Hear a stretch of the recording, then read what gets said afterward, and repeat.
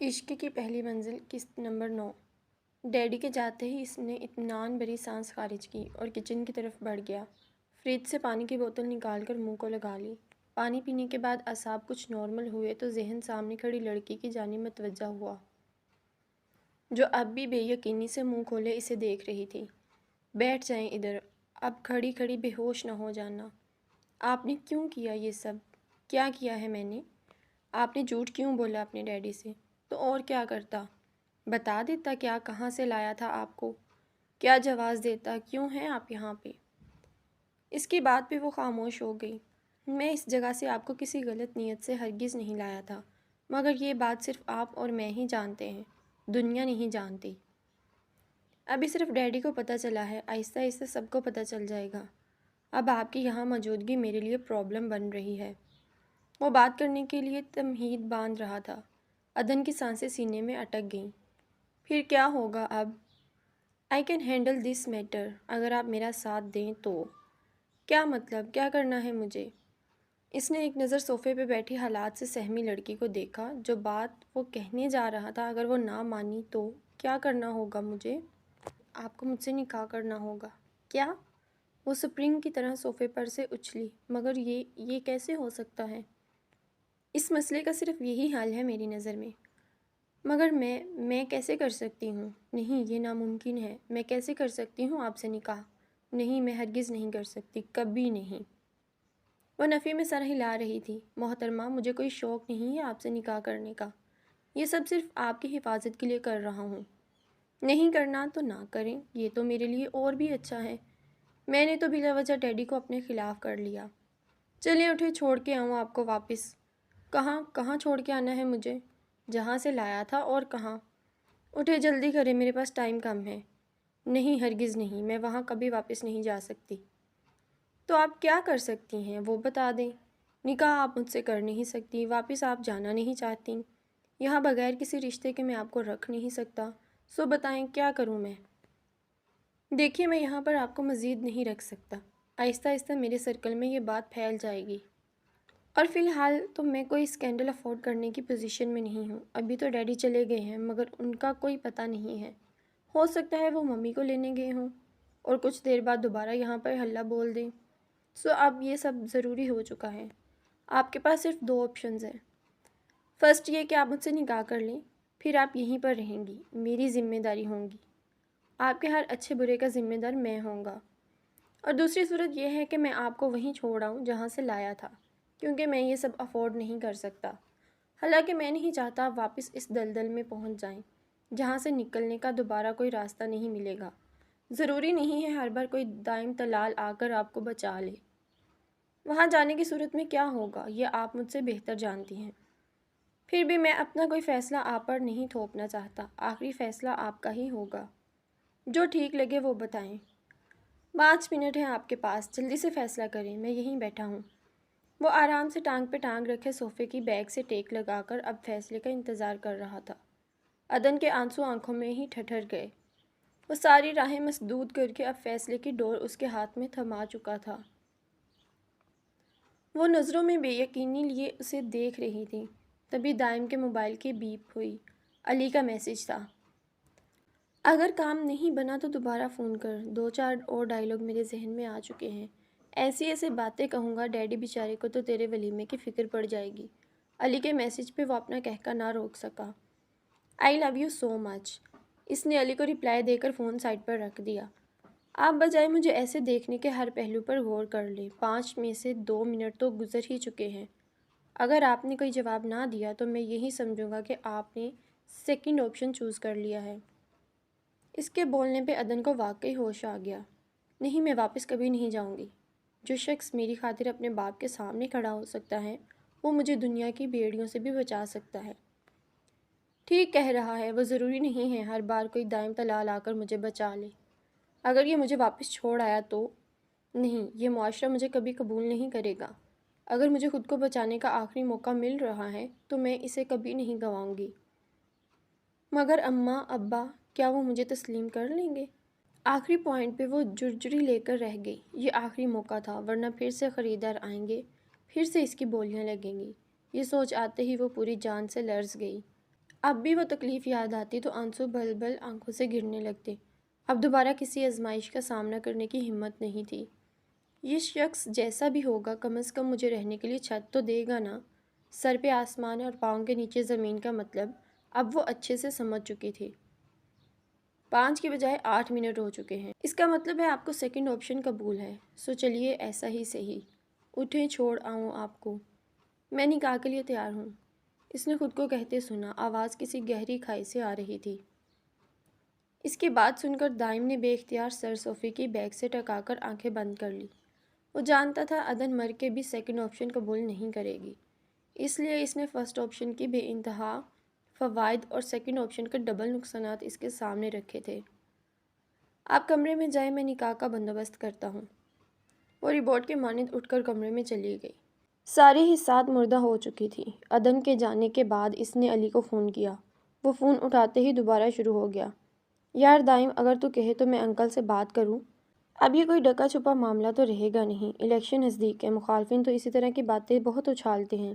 Uncle کو چاہیے بھابھی کو ایکسیپٹ کر لیں، ورنہ اگر دشمنوں کو بنک بھی پڑ گئی تو انکل کی کرسی تو گئی۔ میرا خیال ہے انہیں پہلے ہی تمہارا ولیمہ کر کے سب کو اطلاع دے دینی چاہیے۔ بس کر دے علی، بس کر دے، چلے گئے ہیں ڈیڈی۔ دائم نے بے تحاشا ہنستے ہوئے اسے درمیان میں روکا۔ تو پہلے بک دیتا نا، میں تو انکل کو بلیک میل کرنے کے لیے 150 ڈائیلاگ سوچ کر بیٹھا ہوں۔ ویسے بھی انکل کو سب سے زیادہ عزیز کرسی ہی ہے، جو کام کروانا ہوتا ہے انہی دنوں میں کروایا کر۔ مشورے کا شکریہ، اب ذرا کھل کے بتا معاملہ کیا ہے۔ وہ میں تجھے بعد میں بتاؤں گا، پہلے ایسا کر ایک نکاح خواہ اور چند گواہوں کا بندوبست کر، صرف آدھے گھنٹے کے اندر۔ جلدی سے سب کو فلیٹ پر لے کر آ جا، آئی ایم ویٹنگ۔ او بھائی، تیرا دماغ کہیں سیر تو نہیں کرنے گیا؟ بریک پہ پاؤں رکھ لے، پہلے نقلی نکاح اب اصلی نکاح، تو بتاتا کیوں نہیں ہے؟ مسئلہ کیا ہے تیرا؟ تم آؤ گے تو ہی بتاؤں گا، فی الحال سب کو لے کے پہنچ، اور صرف اعتماد والے بندے لانا، اور ہاں رابی کو بھی ساتھ لے کے آنا، آنٹی کو بنک بھی نہ پڑے۔ اچھا ٹھیک ہے، آتا ہوں، پر بارات کہاں لے کے جانی ہے؟ کون سی بارات؟ نکاح یہیں میرے فلیٹ پہ ہوگا۔ کیا مطلب، دلہن پہلے سے ہی موجود ہے؟ او مائی گاڈ دائم تلال، آج تو میرے دل کے چاروں خانوں سے اتر گیا ہے۔ شٹ اپ، جتنا کہا ہے بس اتنا کر، آدھے گھنٹے کے اندر پہنچو۔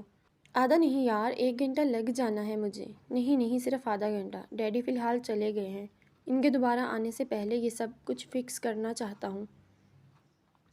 نہ بیٹا نہ، آدھا گھنٹہ تو مجھے گواہ اکٹھے کرتے لگ جانا ہے، باقی آدھے گھنٹے میں چھوارے بھی پیک کروانے ہیں۔ کیوں، تو نے چھوارے کیا کرنے ہیں؟ تو خود یہاں پہ مر، میرے لیے وہی بہت ہے۔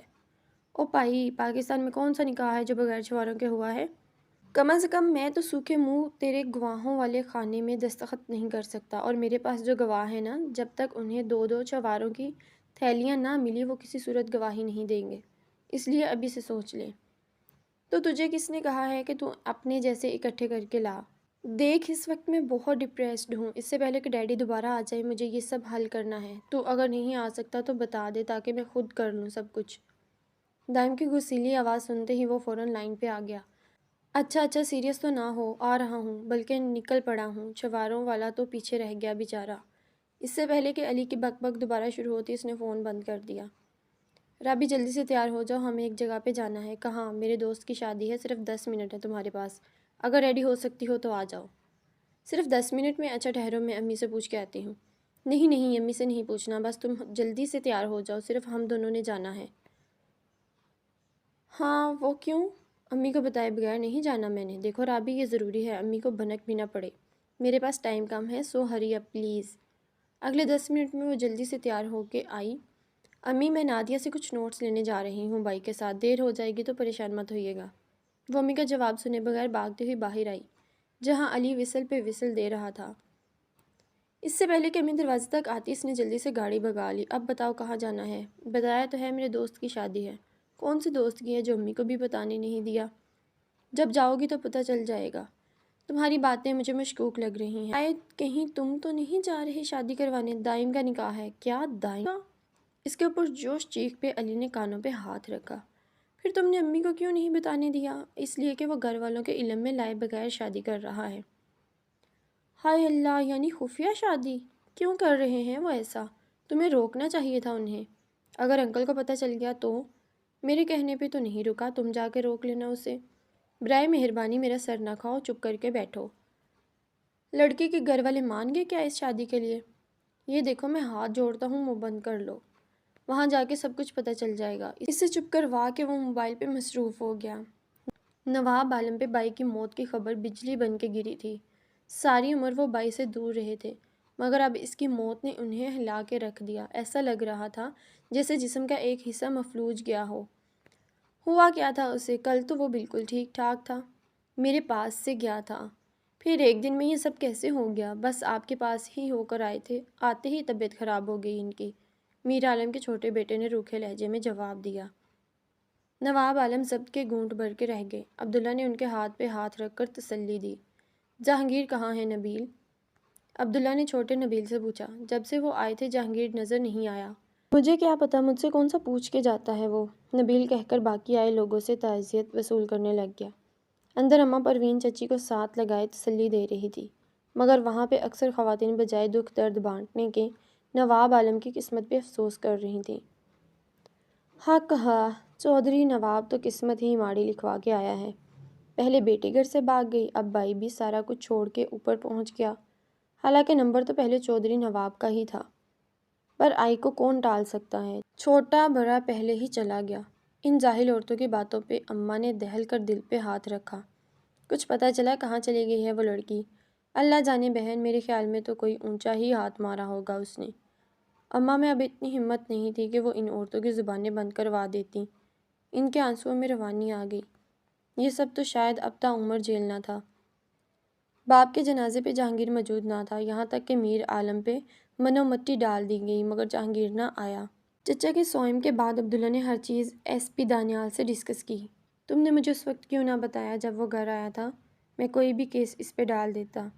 اب خدا جانے وہ کہاں چلا گیا ہے۔ اس کی فیملی تو ہے نا، اس سے پتہ کرو۔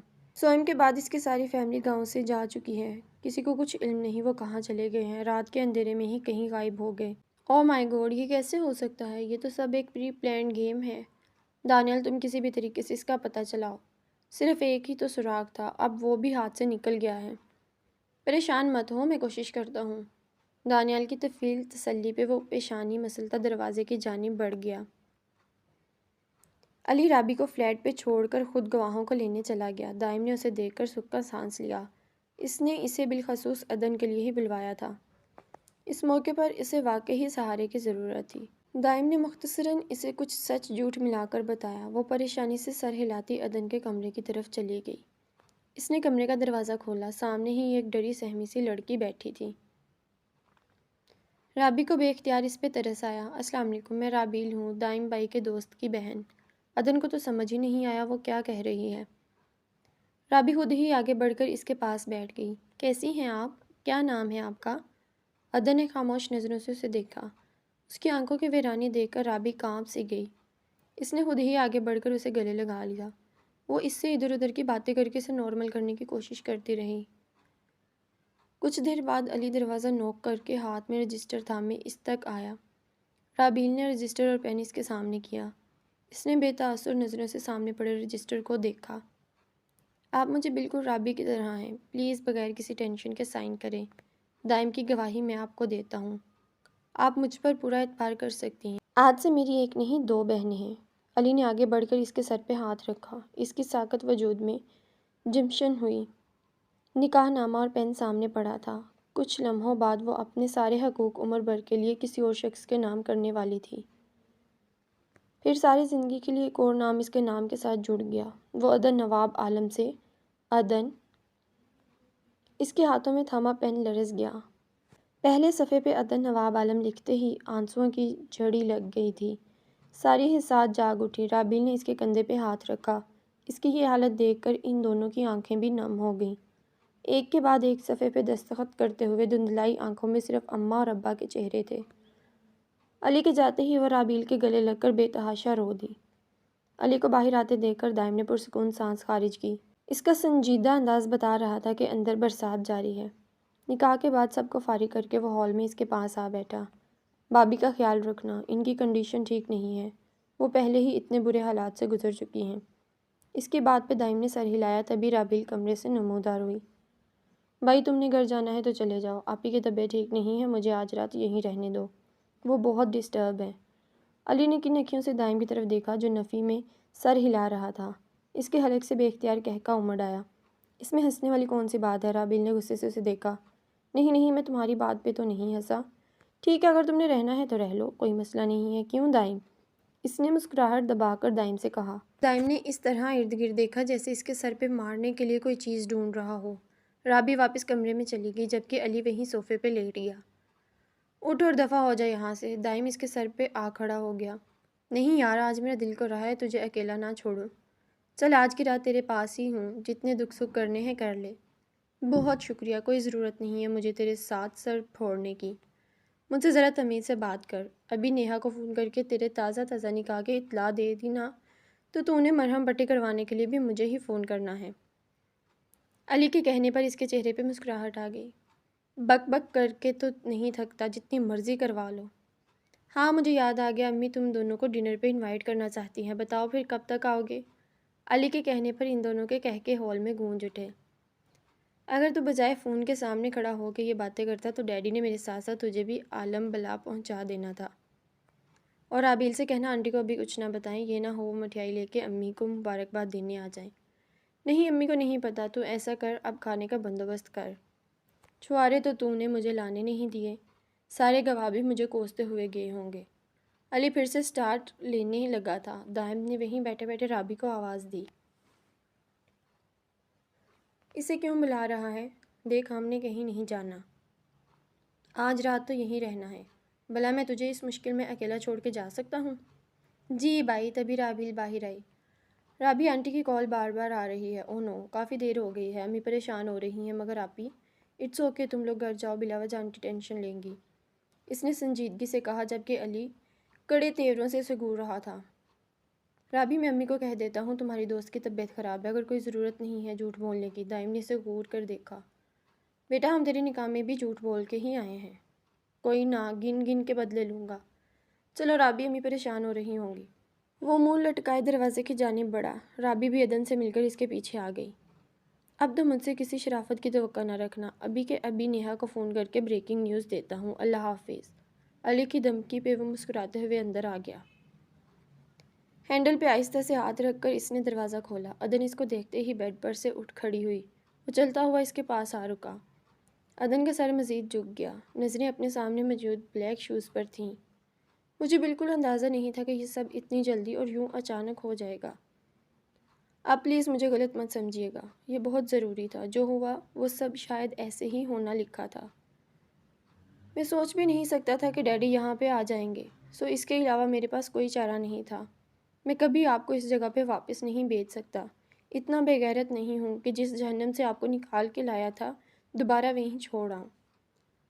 اگر آپ کو یہاں چھوڑنے کے بعد میں نے کوئی خیر خبر نہیں لی تو اس کا یہ مطلب نہیں کہ میں آپ سے غافل ہو گیا تھا۔ میں نے اسی لیے کوئی رابطہ نہیں رکھا تاکہ آپ خود کو سیکیور سمجھیں۔ اب آپ میری ذمہ داری ہیں، کسی سے ڈرنے یا گھبرانے کی ضرورت نہیں ہے۔ یہ فون رکھیں اپنے پاس، میں نے اپنا نمبر سیو کر دیا ہے، کوئی مسئلہ ہو فوراً مجھے کال کرنا، ٹھیک ہے؟ اس نے اس بات میں سر ہلایا۔ چلے آئیں، دروازہ اندر سے لاک کر لیں، مجھے ابھی آفس جانا ہے، ڈیڈی یا کوئی بھی اور آئے دروازہ ہرگز نہ کھولنا، میں شام کو آؤں گا، اوکے؟ وہ اسے خدا حافظ کہتا ہوا چلا گیا۔ اس کے جانے کے بعد وہ کمرے میں آئی اور آتے ہی سجدے میں گر گئی۔ وہ بغیر کچھ کہے صرف روئے جا رہی تھی۔ خدا نے اس کی عزت کی حفاظت کی تھی اور اب اسے محفوظ ہاتھوں میں سونپ چکا تھا۔ وہ ہچکیوں سے روئے جا رہی تھی۔ بعض اوقات ہمارے پاس اللہ سے کہنے کو کچھ بھی نہیں ہوتا، بہت کچھ کہنے کی خواہش کے باوجود زبان الفاظ کا ساتھ نہیں دیتی۔ اس وقت زبان بالکل گنگ ہو جاتی ہے، پھر دل کا غبار صرف آنسوؤں کے ذریعے ہی نکلتا ہے۔ اور وہ تو اللہ ہے، بندے کی شہرت سے بھی زیادہ قریب، وہ تو پھر بھی سب کچھ جانتا ہے، ہمارے ایک ایک انداز سے واقف ہے۔ وہ بھی بغیر کچھ کہے اس کے حضور سر رکھے روئے جا رہی تھی۔ اس وقت اس کی آنکھوں سے گرنے والے قطرے انمول تھے کیونکہ یہ شکرانے کے آنسو تھے۔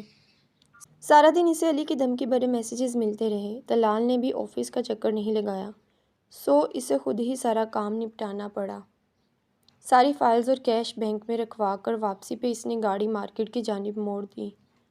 آج عدن کے وہی ہفتہ پہلے والے پہنے کپڑے دیکھ کر اسے بے انتہا ندامت ہوئی۔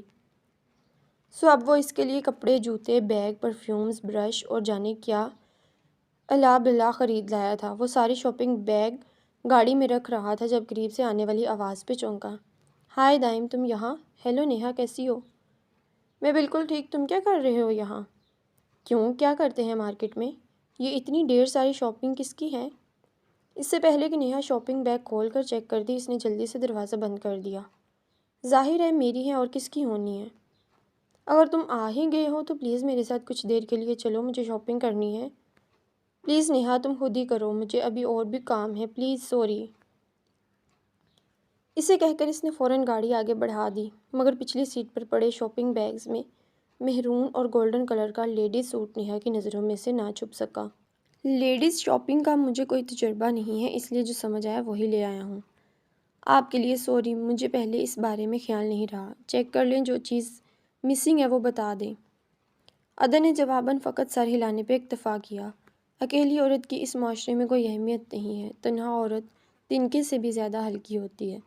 یہ لوگ اسے کبھی جینے نہیں دیتے، اس کے لیے ایک مرد کا ساتھ بہت ضروری ہوتا ہے۔ وہ ہفتہ بھر سے یہاں موجود تھی، تب اس کو ان چیزوں کا خیال نہیں آیا، لیکن اب نکاح کے فقط چند گھنٹوں بعد ہی دائم کو اس کی ہر چیز کی فکر تھی۔ مرد ہر عورت کی اتنی پرواہ نہیں کرتا، وہ صرف اس کی پرواہ کرتا ہے جو ایک جائز رشتے میں اس کے ساتھ بندھی ہو۔ وہ بیڈ پہ پڑے شاپنگ بیگ کے ڈھیروں کو دیکھتے ہوئے سوچ رہی تھی۔ صرف اس کو نارمل کرنے کے لیے وہ رات دیر تک بیٹھا، اس سے باتیں کرتا رہا۔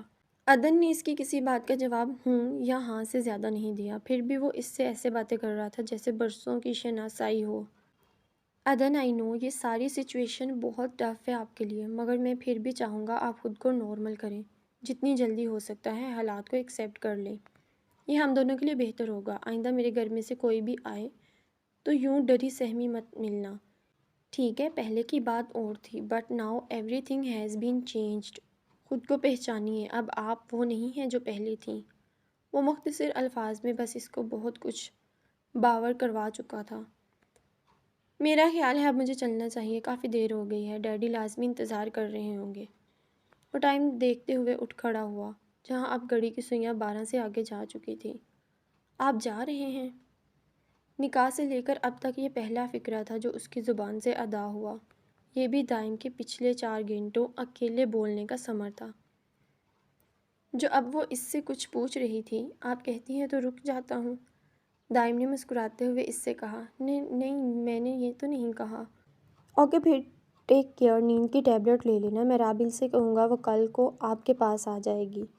وہ جانتا تھا ابھی عدن کو سب سے زیادہ ضرورت صرف اس کی ہے، پر اگر وہ رک جاتا تو طلال یقیناً اس کے ٹکڑے کرنے کے لیے صبح یہاں پہنچ جاتے۔